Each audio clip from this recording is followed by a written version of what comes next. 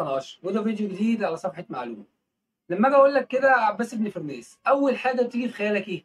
انا اقول لك بيجي في خيالك الراجل المجنون اللي طلع في مزنه الجامع الكبير في الاندلس ونط وحاول يطير ووقع مات. بس دي كلها مش حقيقه. اولا هو مش راجل مجنون، ثانيا هو ما ماتش في محاوله الطيران. تعالى كده اقول لك قصته بسرعه جدا في الدقائق اللي جايه. عباس بن فرناس اتولد في مدينه رندا التابعه لمقاطعه ملجا اللي كانت موجوده في الاندلس. الاندلس طبعا اللي هي طبعت لحد دلوقتي اسبانيا. ابن فرناس من وهو صغير كان مهووس جدا بالعلم وخد مبادئ علوم كتير، يعني درس فلسفه ودرس هندسه، درس فلك، درس كيمياء، وكان مهووس جدا بالشعر. كان كمان من رواد الشعر التجديدي في الاندلس. قدر عباس بن فرناس يزيد من مرتبه للتانيه في العلم بتاعه لحد ما وصل لبلاط الحكم في الاندلس واشتغل هناك. وكان في عهد الامير الحاكم بن هاشم، ومن بعده ابنه الامير عبد الرحمن، ومن بعده ابنه محمد بن عبد الرحمن بن الحكم بن هاشم. شهر عباس بن فرناس من كتر علمه بحكيم الاندلس. وكانت من العلوم اللي اتقنها جدا عباس بن فرناس الهندسه، واللي اهلته ان هو يكون اول واحد يقدر يصنع آلة للطيران. اللي بنقول دلوقتي ان هو كان اول واحد ينط بالمظله.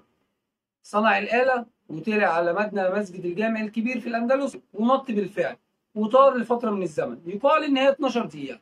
لما جه يعمل هبوط من طيرانه ده كان ناسي حاجة مهمة جدا اللي هي الديل، نسي أهمية الديل في حتة إن هو يقدر ينزل من طيرانه ده، فوقع. فلما وقع حصل له بعض الكسور وبعض الكدمات لكنه ما ماتش. لكن من الاختراعات المبهرة جدا لعباس بن فرناس الميقاطة، ودي كانت حاجة بتقيس الوقت عن طريق تدفق المية، حاجة كده شبه الساعة بس بتقيس الوقت عن طريق أنابيب بتتدفق فيها المية أو بتمشي فيها المية بطريقة معينة بأسلوب ديناميكي معين. وتاني حاجة الإزاز، هو أول واحد طلع الإزاز من الرمل وطلع الإزاز بدرجة نقاء عالية جدا. وقدر كمان بسبب استخراجه للإزاز من الرمل وتطويره ليه قدر إنه يعمل أول نظارات طبية في التاريخ. وقدر إن هو يعالج الإزاز بطريقة معينة تخليه ان هو يظبط نظر اللي شايف بيها، اللي هي النظارات الطبيه زي ما قلنا. وكمان عمل اختراع انا بشوفه مبهر جدا اللي احنا دلوقتي كلنا عايشين بيه. هو كان اول واحد يخترع القلم الحبر، طبعا مش بشكله الموجود دلوقتي، بس كان اول واحد يقدر يستخدم الحبر في الكتابه. وكمان عمل اختراع مهم جدا اسمه ذات الحلق. ذات الحلق ده كان ايه؟ عباره عن مجسم حواليه حلقات، الحلقات دي فيها الكواكب والنجوم والحاجات دي، بحيث ان انت وانت واقف تقدر تظبط الكواكب والنجوم والكلام ده، وتقدر تتابع حركة السماء كمان، وتقدر تحدد المواقيت وتحدد كل الشهور والكلام ده كله. ده كان هو أول واحد يخترعه. وكمان كان صاحب أول قبة سماوية. كان عنده في البيت عامل السقف بتاعه، تخيل بس معايا كده العالم ده كان عامل ازاي؟ كان عامل سقف البيت بتاعه على شكل السماء بالمجرات بالكواكب بالنجوم بالكلام ده كله. فانا عايزك بس ايه، تتخيل معايا الراجل ده احنا حصرناه كعرب في ايه؟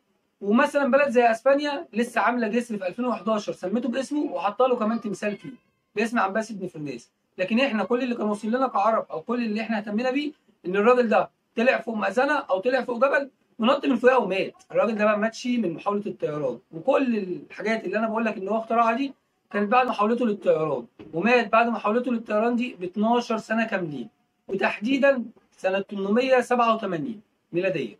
وبكده اكون قلت لك نبذه مختصره جدا عن حياه عباس بن فرناس، وان هو مش هو ده المجنون اللي نط من فوق جبل ومات وهو بيحاول الطيران. بالعكس، محاولته للطيران دي الهمت الناس اللي بعده ان هم يخترعوا الطياره، والعلماء خدوا تجربته وبنوا بعديها على فكره الاجنحه والديل طبعا في الطياره والكلام ده كله، واستفادوا من تجربته جدا. ولحد هنا نكون خلصنا الفيديو بتاعنا. لو الفيديو عجبك يا ريت تعمل لي مشاركه عشان يوصل لعدد ناس اكبر، وكمان تتابعني على صفحتي معلومه على الفيسبوك، وتخش على قناه اليوتيوب قناه معلومه. هسيب لكم اللينكات في الكومنتات. اتمنى ان انت تشارك الفيديو وتكون استمتعت معاه. كان معاكم اشرف، السلام عليكم.